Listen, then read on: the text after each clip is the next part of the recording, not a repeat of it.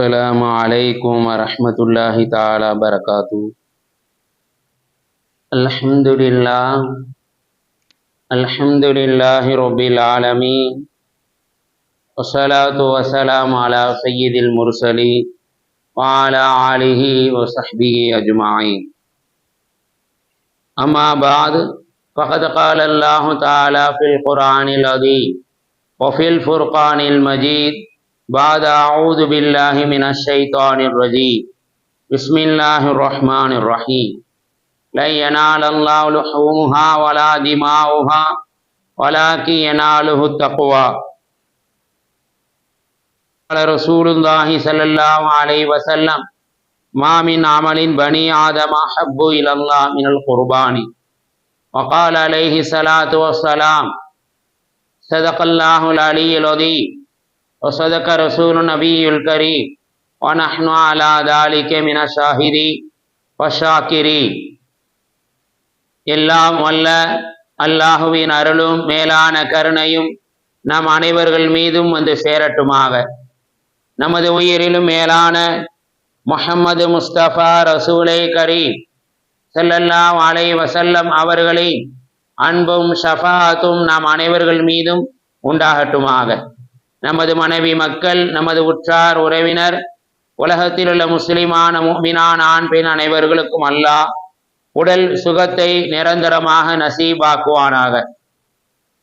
மருத்துவமனை கஷ்டங்கள், மருத்துவமனை செலவுகள், பலாய் முசீபத்துகள், கொடிய தீராத நோய் நொடிகளிலும் அல்லாஹ் நாம் அனைவர்களுக்கும் நிரந்தரமான பாதுகாப்பை தந்தருள் புரிவானாக. திடீர் மரணங்கள், வாகன விபத்துக்கள், நிலநடுக்கங்கள், நிலச்சரிவுகள் போன்ற பேரிடர்களிலிருந்தும் அல்லாஹ் நம் அனைவர்களையும் முழுமையாக பாதுகாத்து அருள் புரிவானாக என்று துவா செய்தவனாக என்னுடைய உரையை ஆரம்பம் செய்கிறேன். கண்ணியத்திற்கும் பெருமதிப்பிற்குரிய அல்லாஹ்வின் நல்லடியார்களே, இஸ்லாமிய பெருமக்களே, கடந்த வாரங்கள் ஹஜ்ஜுடைய முக்கியத்துவம் என்ன, ஹஜ்ஜுடைய சிறப்புகள் என்ன, அதனுடைய அவசியங்கள் என்ன, அதனுடைய சட்டதிட்டங்கள் என்ன என்பதை பற்றி நாம் சரியாக ஒரு மாத காலமாக விளங்கி கொண்டோம். அல்ஹம்துலில்லாஹ். பெருமக்களே, அல்லாஹ்வின் கிருபையால் நாம் எல்லாம் இப்பொழுது துல்காதாவுடைய மாதத்தை நிறைவு செய்துவிட்டு துல்ஹஜ்ஜுடைய மாதத்தின் துவக்கத்திலே நாம் அனைவர்களும் விட்டிருக்கின்றோம். இந்த துல்ஹஜ்ஜுடைய மாதம் பிறந்து விட்டாலே நமக்கு சிந்தனைக்கு வருவது, நம்முடைய ஞாபகத்துக்கு வருவது ஹஜ்ஜும் இன்னும் குர்பானியும் என்ற அமல்தான். பெருமக்களே, குர்பானி சிறப்பு என்ன, குர்பானி என்றால் என்ன, அந்த குர்பானி கொடுப்பதால் என்ன பிரயோஜனங்கள் இருக்கின்றன, இந்த குர்பானியின் மூலமாக நாளை மறுமை நாளிலே அல்லாஹ் எந்த அளவுக்கு உயர்வை வைத்திருக்கிறார், அந்த குர்பானியினுடைய கண்ணியம் என்ன, அதனுடைய மகத்துவங்கள் என்ன, அதனுடைய மாண்புகள் என்ன என்பதை பற்றி தான் நாம் இந்த ஜும்மாவிலே விளங்க இருக்கின்றோம். கண்ணியத்திற்குரிய அல்லாஹ்வின் நல்லடியார்களே, அல்லாஹ் தன்னுடைய திருமறையிலே சொல்லி காட்டுகிறார், லை யனாலல்லாஹு லுஹூமுஹா வலா திமாஉஹா வலாக்கின் யனாலுஹு தக்வா. உலகத்திலே மனிதர்கள் கொடுக்கக்கூடிய அந்த குர்பானியினுடைய மாமிசங்களோ அதனுடைய இரத்தங்களோ அல்லாஹ்வை சென்றடைவதில்லை. வலாக்கி யனாலுஹு தக்வா, அந்த மனிதர்களுடைய உள்ளத்தில் உள்ள அந்த இறை அச்சம்தான் அல்லாஹ்வை சென்றடைகிறது என்பதை அல்லாஹ் தன்னுடைய திருமறையிலே சொல்லி காட்டுகிறார். பெருமக்களே, ஹஜ் என்பது எப்படி அல்லாஹ்வுடைய கடமையோ அதை எப்படி நாம் நிறைவேற்ற வேண்டுமோ அதே போலத்தான் இந்த குர்பானி என்பது அல்லாஹ்வுடைய கட்டளையாக இருக்கின்றது, அல்லாஹ்வுடைய ஆணையாக இருக்கின்றது. எந்த மனிதன் அல்லாஹ் இட்ட அந்த ஆணையை, அல்லாஹ் இட்ட அந்த கட்டளையை முழுமையான முறையிலே முழு மனதோடு அவன் நிறைவேற்றுகின்ற பொழுது உலகத்திலே கொடுக்கக்கூடிய அந்த குர்பானியினுடைய மாமிசங்கள், அதனுடைய இரத்தங்கள், இது அல்லாஹ்வை சென்றடைவதில்லை. அவனுடைய உள்ளத்திலே அவனுடைய மனதிலே ஆழமாக இருக்கக்கூடிய அந்த இறை அச்சம். அல்லாஹ் சொல்லிவிட்டான், குர்பானி கொடுக்க வேண்டும் என்று அல்லாஹ் கட்டளையிட்டு விட்டான், அல்லாஹ் நமக்கு ஆணை பிறப்பித்து விட்டார் என்று அந்த அமலை செய்கின்ற பொழுது அவனுடைய உள்ளத்திலே உள்ள அந்த இறை அச்சம்தான் என்னை வந்து அடைகிறது என்பதை அல்லாஹ் தன்னுடைய திருமறையிலே தெள்ளத் தெளிவாக சொல்லி இருக்கின்றான். பெருமக்களே, மார்க்கத்திலே ஷரியத்திலே ஒரு மனிதன் குர்பானி கொடுக்கிறான் என்றால் அந்த குர்பானியினுடைய முழு ஆடையும் அவன் சாப்பிட்டு விடுகிறான். முழு ஆடையும் அவன் சாப்பிட்டு விடுகிறான். இதனால் அல்லாஹ் குற்றம் பிடிப்பதில்லை. அந்த குர்பானியினுடைய அந்த மாமிசங்களை ஏழைகளுக்கு கொடுப்பது, சொந்த பந்தங்களுக்கு கொடுப்பது, அவன் புசிப்பது, இதை முஸ்தகபாக அல்லாஹ் ஆக்கியிருக்கிறான், விரும்பத்தக்கதாக ஆக்கியிருக்கிறான். ஆக குர்பானி கொடுக்கக்கூடிய அந்த மாமிசங்களை, அதனுடைய உறுப்புகளை மனிதன் உட்கொள்கிறான், மனிதன் புசிக்கிறான். அல்லாஹ்வுக்கு இதனால் என்ன பிரயோஜனம்? மனிதன் குர்பானி கொடுப்பதால் அல்லாஹ்வுக்கு என்ன லாபம் இருக்கிறது என்றால் அந்த மனிதனுடைய உள்ளத்திலே இருக்கக்கூடிய அந்த இறை அச்சம்தான் அந்த அல்லாஹ்வை சென்றடைகிறது என்பதை நாம் இந்த வசனத்தின் மூலமாக விளங்கிக் கொள்ள முடிகின்றது. பெருமானா ஸல்லல்லாஹு அலைஹி வஸல்லம் அவர்கள் சொன்னார்கள், குர்பானி கொடுப்பதின் மூலமாக மனிதன் என்ன பிரயோஜனங்களை அடைகிறான், நாளை மறுமை நாளிலே இந்த குர்பானியின் மூலமாக எந்த அளவுக்கு உயர்வை பெறுகிறான் என்பதை பெருமானா ஸல்லல்லாஹு அலைஹி வஸல்லம் அவர்கள் தங்களுடைய ஹதீஸிலே சொல்லி காட்டுவார்கள். துல்ஹஜ்ஜுடைய மாதத்தின் பிறை 10, 11, 12 இந்த பிறைகளிலே மாமின் அமலின் பனி ஆதம அஹப்பு இலல்லாஹ், ஆதமுடைய பிள்ளைகள் செய்யக்கூடிய எல்லா அமல்களையும் விட, ஆதமுடைய பிள்ளைகள் செய்யக்கூடிய எல்லா அமல்களையும் விட ஆகச் சிறந்த அமல் அஹப்பு இலல்லாஹ், அல்லாஹ்வுக்கு மிகவும் பிரியமான, மிகவும் நெருக்கமான ஒரு அமல் இருக்கிறது என்றால் அது இந்த குர்பானி என்ற அமல்தான் என்பதை பெருமானா ஸல்லல்லாஹு அலைஹி வஸல்லம் அவர்கள் தம்முடைய ஹதீஸிலே இந்த குர்பானியினுடைய முக்கியத்துவம் என்ன, அதனுடைய அவசியம் என்ன என்பதை நமக்கு சொல்லி இருக்கின்றார்கள். பெருமக்களை, நாளை மறுமை நாளிலே நாம் உலகத்திலே கொடுக்கக்கூடிய இந்த குர்பானியினுடைய விலங்கு நாளை மறுமை நாளிலே ரோமங்களோடு, கொம்புகளோடு, அதனுடைய திமிலோடு வந்து நாளை மறுமை நாளிலே நிற்கும் என்பதை பெருமானா ஸல்லல்லாஹு அலைஹி வஸல்லம் அவர்கள் நமக்கு ஹதீஸிலே சொல்லி காட்டுவார்கள். பெருமக்களை, நாம் உலகத்திலே கொடுக்கக்கூடிய இந்த விலங்கு, அது ஆடாக இருந்தாலும், மாடாக இருந்தாலும், ஒட்டகமாக இருந்தாலும், நாளை மறுமை நாளிலே நமக்கு சிராத்துல் முஸ்தகீம் அந்த பாலத்தை கடப்பதற்கு, அந்த பாலத்தை கடந்து சுவர்க்கத்திற்கு செல்வதற்கு உலகத்திலே கொடுக்கக்கூடிய இந்த குர்பானியினுடைய பிராணி நமக்கு உதவியாக நாளை மறுமையிலே வந்து நிற்கும் என்பதை பெருமானா ஸல்லல்லாஹு அலைஹி வஸல்லம் அவர்கள் தம்முடைய ஹதீஸிலே சொல்லி காட்டுவார்கள். பெருமக்களே, உலகத்திலே ஒரு மனிதன் 50 ஆண்டுகள் வாழ்ந்திருக்கிறான், 60 ஆண்டுகள் வாழ்ந்திருக்கிறான், 70 ஆண்டுகள், இப்படி எத்தனை ஆண்டுகள் அவன் வாழ்ந்திருந்தாலும் அவன் அத்தனை குர்பானியினுடைய பிராணிகளை அவன் கொடுத்திருப்பான். உலகத்திலே ஒரு மனிதன் 50 ஆண்டுகள் வாழ்ந்திருக்கிறான் என்றால் 50 ஆண்டுகளும் 50 ஆடுகளை அவன் அல்லாஹ்வுக்காக குர்பானி கொடுத்திருப்பான். அந்த 50 ஆடுகளும் நாளை மறுமை நாளிலே வந்து நிற்குமா என்று பார்த்தால் பெருமக்களே, அப்படி அல்ல. 50 ஆண்டுகள் அவன் குர்பானி கொடுத்திருந்தால் அந்த 50 ஆடுகளையும் அல்லாஹ் ஒரு பிராணியாக ஆக்கி மிக பிரம்மாண்டமான முறையிலே அந்த வாகனத்திலே நம்மை அமரச் செய்து அந்த சிராத்துல் முஸ்தகீம் பாலத்தை கடக்க செய்வான் என்பதை பெருமானா ஸல்லல்லாஹு அலைஹி வஸல்லம் அவர்கள் தன்னுடைய ஹதீஸிலே சொல்லி காட்டுவார்கள். அந்த சிராத்துல் முஸ்தகீம் பாலம் எப்படி இருக்கும் என்பதை ஹதீஸிலே நாம் படித்திருப்போம், கேள்விப்பட்டிருப்போம். முடியை விட கூர்மையாக இருக்கும், முடியை விட, நம்முடைய முடியை விட ஆக கூர்மையாக இருக்கும், கத்தியை விட மிக சார்பாக இருக்கும் அந்த சிராத்துல் முஸ்தகீம் பாலம். அந்த பாலத்தை கடந்துதான் ஒரு மனிதன் சுவனம் செல்ல முடியும். அந்த பாலத்தை கடக்காமல் யாராலும் சொர்க்கம் செல்ல முடியாது. அந்த பாலத்தை கடப்பதற்கு அல்லாஹ் உலகத்திலே நாம் கொடுக்கக்கூடிய அந்த பிராணி, குர்பானியாக கொடுக்கக்கூடிய அந்த பிராணி நாளை மறுமை நாளிலே நமக்கு வந்து நிற்கும் என்பதை பெருமானா ஸல்லல்லாஹு அலைஹி வஸல்லம் அவர்கள் தன்னுடைய ஹதீஸிலே சொல்லி காட்டுகின்றார்கள்.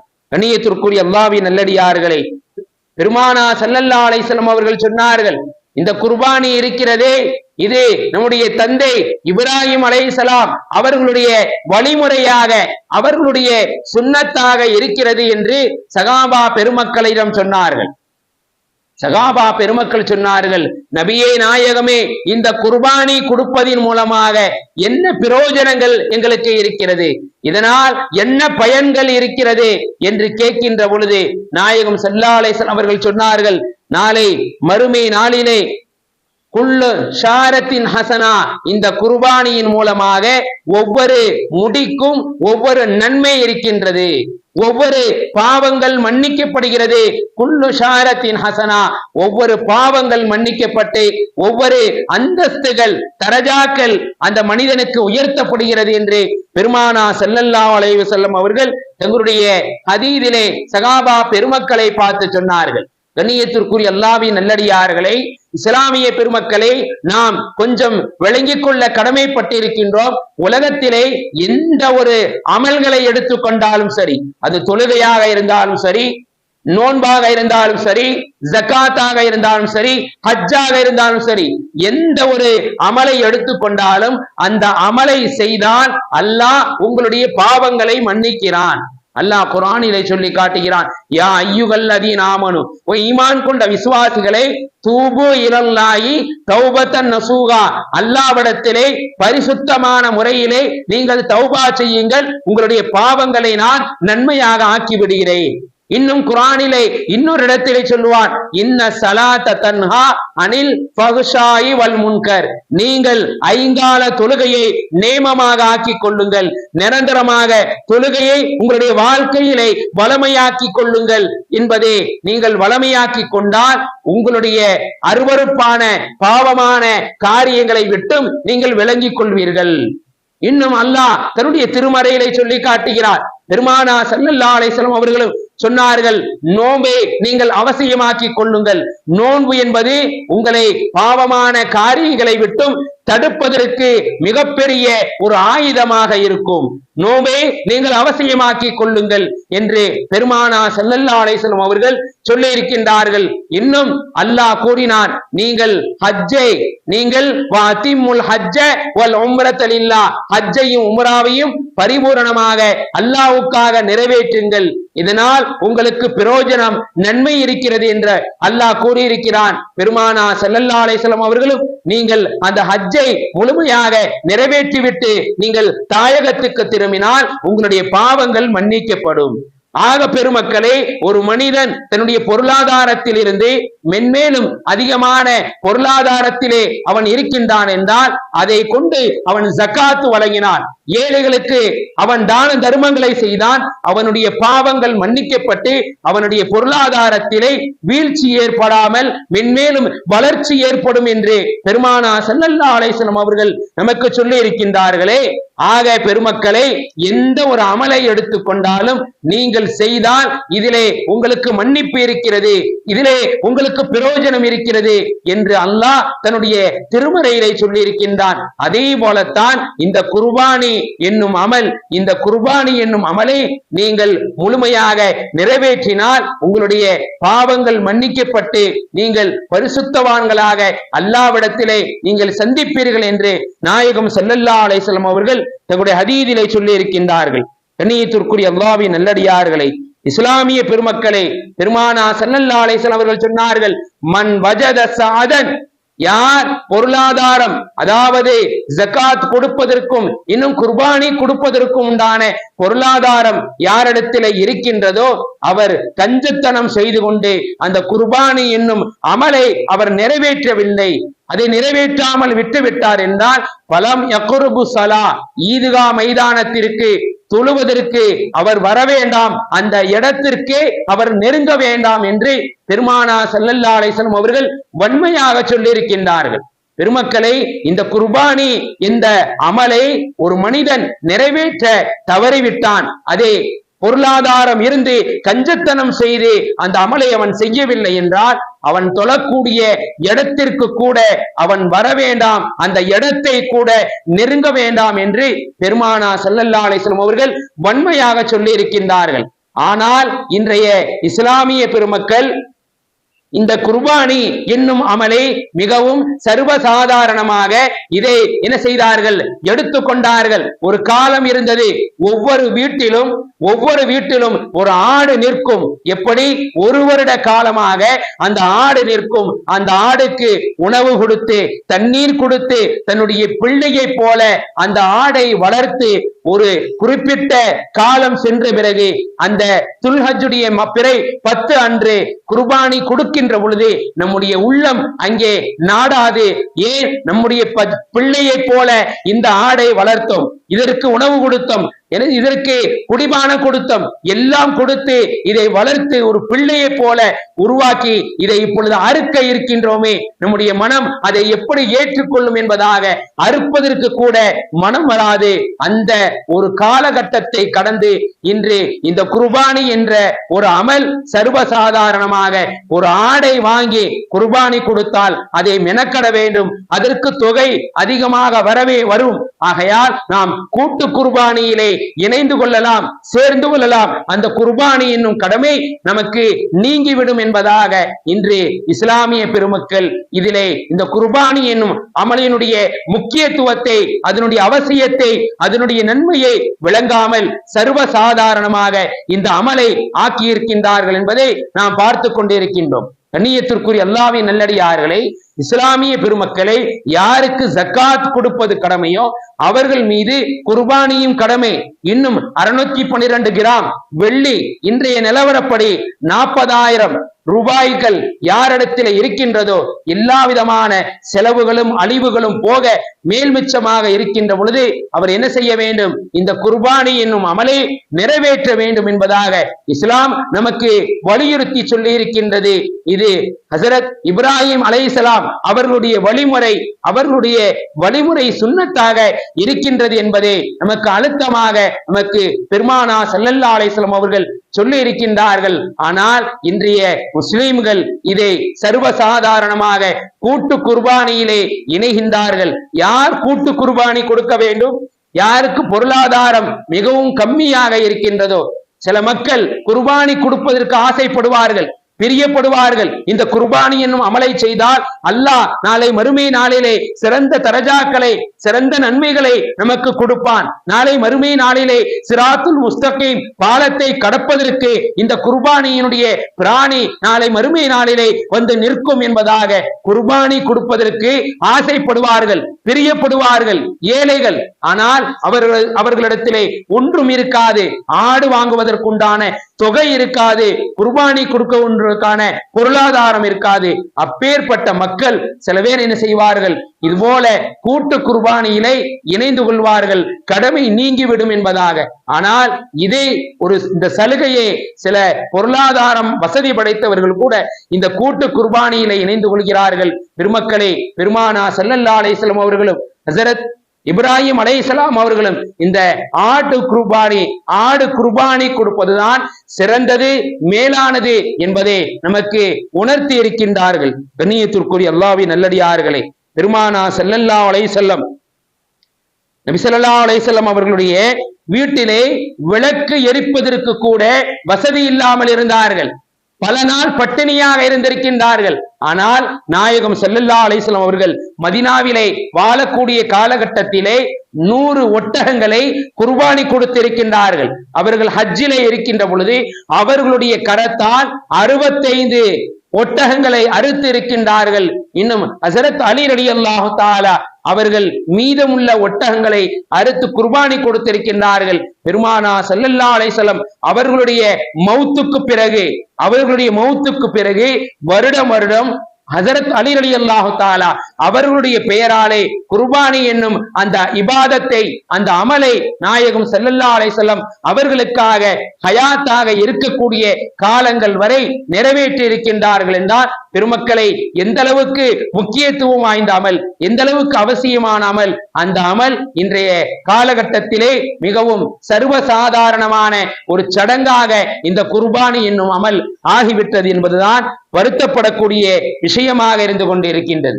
இம்ரான் இப்னு ஹுசைன் ரலியல்லாஹு தஆலா அவர்கள் அறிவிக்கின்றார்கள், பெருமானா ஸல்லல்லாஹு அலைஹி வஸல்லம் அவர்கள் பாத்திமா ரலியல்லாஹு தஆலா அவர்களை பார்த்து சொன்னார்கள், பாத்திமா, ஓ பாத்திமாவி, எழுந்திடுங்கள், இன்று ஹஜ் பெருநாளுடைய நாள். எழுந்து நீங்கள் என்ன செய்யுங்கள், குர்பானிக்காக தயாராகுங்கள். நீங்கள் அறுப்பதற்கு முன்னால், நீங்கள் குர்பானியினுடைய பிராணியை அறுப்பதற்கு முன்னால், அந்த சொட்டு ரத்தம் பூமியிலே விழுவதற்கு முன்னால் உங்களுடைய பாவங்கள் மன்னிக்கப்படும். ஆகையால் குர்பானிக்காக தயாராகுங்கள். நாளை மறுமை நாளிலே அந்த மாமிசங்களும் அந்த இரத்தங்களும் மீசான் என்னும் தராசிலே வைக்கப்படும். அது கனத்தால் உங்களுக்கு நன்மைகளை ஈட்டி தரும் என்று பெருமானா ஸல்லல்லாஹு அலைஹி வஸல்லம் அவர்கள் பாத்திமா ரலியல்லாஹு தஆலா அவர்களை பார்த்து சொன்னவுடன் சகாபாக்கள் எல்லாம் கேட்டார்கள், நபியே நாயகமே, இந்த நன்மை உங்களுடைய மகளுக்கு மட்டுமா, இல்லை முழு சமுதாயத்திற்கா என்று கேட்கின்ற பொழுது, எல்லா மக்களுக்கும் அந்த குர்பானியினுடைய பிராணி அறுத்து அந்த இரத்தம் பூமியிலே விழுவதற்கு முன்னால் அவர்களுடைய பாவங்கள் மன்னிக்கப்பட்டு அந்த குர்பானி என்ற அந்த இபாதத், அந்த அமல் அல்லாஹ்விடத்திலே கபூல் செய்யப்படுகின்றது என்பதை பெருமானா ஸல்லல்லாஹு அலைஹி வஸல்லம் அவர்கள் அங்கே சகாபாக்களுக்கு விளக்கம் தெரிவித்தார்கள். கண்ணியத்திற்குரிய அல்லாஹ்வின் நல்லடியார்களே, இஸ்லாமிய பெருமக்களை, இந்த குர்பானி என்பது இப்ராஹிம் அலைஹிஸ்ஸலாம் அவர்களுடைய காலத்தில் தொடங்கியது என்பதாக நாம் அறிந்து வைத்திருக்கின்றோம். அதுதான் உண்மை, அதுதான் சத்தியமும் கூட. ஆனால் இந்த குர்பானி என்ற அந்த அமல் இருக்கிறதே, அந்த செயல்பாடு இருக்கிறதே, ஆதிபிதா ஆதம் அலைஹிஸ்ஸலாம் அவர்களுடைய பிள்ளையை தொட்டு இதுவரை நடைபெற்று கொண்டிருக்கின்றது. ஆதம் அலைஹிஸ்ஸலாமுடைய பிள்ளைகள், 2 பிள்ளைகள், 2 மகன்கள், ஒரு பெண்ணை நிக்கா செய்வதற்கு சண்டையிட்ட பொழுது அல்லாஹ் அவர்களை நோக்கி சொன்னான், நீங்கள் குர்பானி கொடுங்கள், அல்லாஹ்வுக்காக சில பிராணிகளை அறுத்து நீங்கள் குர்பானி கொடுங்கள். யாருடைய குர்பானியை நான் கபூல் செய்கிறேனோ அவர் அந்த பெண்ணை நிக்கா செய்து கொள்ளலாம் என்று அல்லாஹ் உத்தரவிட்ட போது அவர்கள் என்ன செய்தார்கள், கரியை அறுத்து, ஆடை அறுத்து கரியை ஒரு மலையினுடைய அடிவாரத்திலே வைத்தார்கள். ஒருவருடைய குர்பானி ஏற்றுக்கொள்ளப்பட்டது. அவர் அந்த பெண்ணை நிக்கா செய்து கொள்ளலாம் என்று அல்லாஹ் அந்த நேரத்திலே கட்டளை பிறப்பித்தார். அதே போலத்தான் உலகத்திலே வாழக்கூடிய காலகட்டத்திலே அகீகா, ஒவ்வொரு பிள்ளைகள் பிறக்கின்ற பொழுது, ஆண் பிள்ளைகள் பிறந்தால் அவர்களுக்கு 2 ஆடு அகீகா கொடுக்க வேண்டும் என்பதாக பெருமானா ஸல்லல்லாஹு அலைஹி வஸல்லம் அவர்கள் இந்த வழிமுறையை, இந்த சுன்னத்தை இந்த இஸ்லாமிய சமூகத்திற்கு வலியுறுத்தி சொல்லி இருக்கின்றார்கள். அகீகா கொடுங்கள். அதுவும் குழந்தை பிறந்து 7வது நாள் அந்த அகீகாவை நிறைவேற்றி விடுங்கள். காரணம், அந்த குழந்தைகளுக்கு எந்த விதமான முசீபத்துகளும் நோய் நொடிகளும் சோதனைகளும் ஏற்பட்டு விடக்கூடாது. அல்லாஹ்வுக்காக, அல்லாஹ்வுடைய பெயரிலே அந்த அகீகா என்னும் அமலை நீங்கள் நிறைவேற்றுங்கள் என்பதாக அல்லாஹ் பெருமானா ஸல்லல்லாஹு அலைஹி வஸல்லம் அவர்கள் மூலமாக நமக்கு சொல்லி இருக்கின்றான். பெருமக்களே, அதற்கு பிறகு அந்த பிள்ளை வளர்ந்து ஆளாகி திருமணம் முடித்த பிறகு, திருமணம் முடித்த அடுத்த நாள் நீங்கள் வலிமா கொடுங்கள், ஒரு ஆடு அறுத்து வலிமா விருந்து கொடுங்கள் என்பதை அல்லாஹ் பெருமானா ஸல்லல்லாஹு அலைஹி வஸல்லம் அவர்களின் மூலமாக நமக்கு இந்த குர்பானியினுடைய முக்கியத்துவத்தை, அதனுடைய அவசியத்தை நமக்கு என்ன செய்திருக்கிறான், நிக்காவின் மூலமாக சொல்லி இருக்கிறான். நிக்கா முடிந்து அடுத்த நாள் நீங்கள் வலிமா விருந்து கொடுக்க வேண்டும். இது பெருமானா ஸல்லல்லாஹு அலைஹி வஸல்லம் அவர்களுடைய சுன்னத்தாக இருக்கின்றது என்பதை அல்லாஹ் நமக்கு திருமறையிலே சொல்லி இருக்கின்றான். கண்ணியத்திற்குரிய அல்லாஹ்வின் நல்லடியார்களே, உலகத்திலே ஒரு மனிதன் வாழக்கூடிய காலகட்டத்திலே ஏதாவது சிக்கலிலே அவன் சிக்கி தவிக்கிறான், ஏதாவது கஷ்டம், ஏதாவது நோய் நொடி என்றால் நீங்கள் என்ன செய்யலாம், ஒரு குர்பானியை, ஒரு ஆடை வாங்கி அல்லாஹ்வுக்காக குர்பானி கொடுத்தால் உங்களுடைய எல்லா விதமான பிரச்சனைகளும், எல்லா விதமான முசீபத்துகளும் நீங்கிவிடும் என்று பெருமானா ஸல்லல்லாஹு அலைஹி வஸல்லம் அவர்கள் நமக்கு சொல்லி இருக்கின்றார்கள். பெருமக்களை, மூசா அலைஹிஸ்ஸலாம் அவர்களுடைய காலகட்டத்திலே ஒரு கொலை நடந்து விடுகிறது. அந்த கொலையை யார் செய்தால், யார் அந்த கொலையாளி, குற்றம் உள்ளவர் யார் என்பது யாருக்குமே தெரியாமல் இருந்தது. எவ்வளவோ முயற்சி செய்தும் அந்த கொலையாளியை கண்டுபிடிக்க முடியவில்லை. அப்பொழுதுதான் அல்லாஹ் தன்னுடைய திருமறையிலே சொல்லி காட்டினார், நீங்கள் என்ன செய்யுங்கள், ஒரு மாடை என்ன செய்யுங்கள், அறுத்து என்ன செய்யுங்கள், இரத்தங்களை ஓட்டுங்கள், அது யார் என்பது உங்களுக்கு தெரிய வரும், அதற்குண்டான பரிகாரம் இதுதான் என்பதை அல்லாஹ் தன்னுடைய திருமறையிலே மூசா அலைஹிஸ்ஸலாமுடைய காலகட்டத்திலே நடந்த கொலைக்கு விடையாக குர்பானி கொடுங்கள் என்பதை அல்லாஹ் தன்னுடைய திருமறையிலே சொல்லி காட்டி இருக்கிறார். இன்னும் பெருமக்களே, நம்முடைய வாழ்க்கையிலே கெட்ட மரணம் வராமல் இருக்க வேண்டும், முசீபத்துகள் சோதனைகள் வராமல் இருக்க வேண்டும் என்றால் நாம் ஒரு ஆடை குர்பானி செய்வதுதான் சிறந்த ஒரு அமலாக, சிறந்த ஒரு வழிமுறையாக இருக்கிறது. இதைத்தான் பெருமானா ஸல்லல்லாஹு அலைஹி வஸல்லம் அவர்கள் நமக்கு தொண்டு தொட்டு காலமாக நமக்கு சொல்லி தந்திருக்கின்றார்கள். அப்பேற்பட்ட ஒரு உயர்வான அமல் இன்றைய துல்ஹஜ்ஜுடைய மாதத்திலே பிறை 10 அன்று நாம் நிறைவேற்ற இருக்கின்றோம். இந்த அமலை நாம் என்ன செய்ய வேண்டும்? எந்த விதமான குற்றங்களும் குறைகளும் இல்லாமல் அந்த குர்பானி என்னும் அமலை, அந்த பிராணியை நாம் என்ன செய்ய வேண்டும்? அறுக்க வேண்டும். யார் குர்பானி கொடுக்கின்றார்களோ, யாருடைய பெயரால் அங்கே குர்பானி கொடுக்கப்படுகிறதோ அவர்தான் அந்த ஆயுதத்தை பிடித்து என்ன செய்ய வேண்டும்? அந்த பிராணியை அறுக்க வேண்டும். அதுதான் பெருமானார் ஸல்லல்லாஹு அலைஹி வஸல்லம் அவர்கள் சொல்லித்தந்த வழிமுறை. லேசாக அறுக்க முடியவில்லை என்றாலும் லேசாக கையை வைத்துக் கொள்ளலாம். அதை அறுக்கின்ற பொழுது பிஸ்மில்லாஹி தஆலா அல்லாஹு அக்பர் என்பதாக அந்த தக்பீரை, அந்த தஸ்பீகை சொல்லி அறுக்க வேண்டும். அந்த மாமிசங்களை 3 பங்காக வைக்க வேண்டும். இது முஸ்தகப், விரும்பத்தக்கது. ஏழைகளுக்கும் சொந்தக்காரர்களுக்கும் அவர்களும் 3 பங்காக வைத்து அந்த கரியை பங்கீடு செய்ய வேண்டும். இன்னும் அந்த கரியை உரிக்கின்ற பொழுது அதனுடைய தலைகளையோ அதனுடைய உறுப்புகளையோ வேலை செய்யக்கூடிய மாற்றார்களுக்கு கொடுப்பதை விட்டும் நாம் தவிர்த்து கொள்ள வேண்டும். அதற்கு பதிலாக அவர்களுக்கு தொகையை கொடுத்துக் கொள்ளலாம். இன்னும் இந்த குர்பானியினுடைய அந்த இறைச்சியை இந்துக்களுக்கு, மற்ற சகோதரர்களுக்கு கொடுக்கலாமா என்று நாம் பார்த்தோம் என்றால், பெருமக்களே, நமக்கு அண்டை வீட்டில் இருக்கிறார்கள், நமக்கு பக்கத்து வீட்டில் இருக்கிறார்கள், இணைப்பெரியா தோழர்களாக அவர்களோடு சகோதரர்களாக பழவி இருக்கின்றோம் என்றால், ஒரு அன்பின் அடிப்படையிலே அந்த கரியை நம்முடைய அண்டை வீட்டுக்காரர் வேறொரு மதத்திலே இருந்தால் அவருக்கு கொடுத்து கொள்ளலாம். ஆனால் இதை வழக்கமாக நாம் ஆக்கக்கூடாது. தேடி போய் அந்த கரியை, மாமிசத்தை கொடுக்க கூடாது என்பதிலே நாம் பேணுதலாக இருக்க வேண்டும். ஆக கண்ணியத்திற்குரிய அல்லாஹ்வின் நல்லடியார்களே, இஸ்லாமிய பெருமக்களை, இந்த குர்பானி என்னும் அமலை அல்லாஹ்வுக்காக நாம் நிறைவேற்றி அல்லாஹ் நம்முடைய இறையச்சத்தை பொருந்தி கொண்டு அல்லாஹ் இதற்காக, இந்த குர்பானிக்காக முழுமையான நன்மையை நாம் அனைவர்களுக்கும் தந்தர் புரிவானாக. வாஹித் தவ்ஆனா அல்ஹம்துலில்லாஹி ரப்பில் ஆலமீன். அஸ்ஸலாமு அலைக்கும் வரஹ்மத்துல்லாஹி தஆலா பரகாத்துஹு.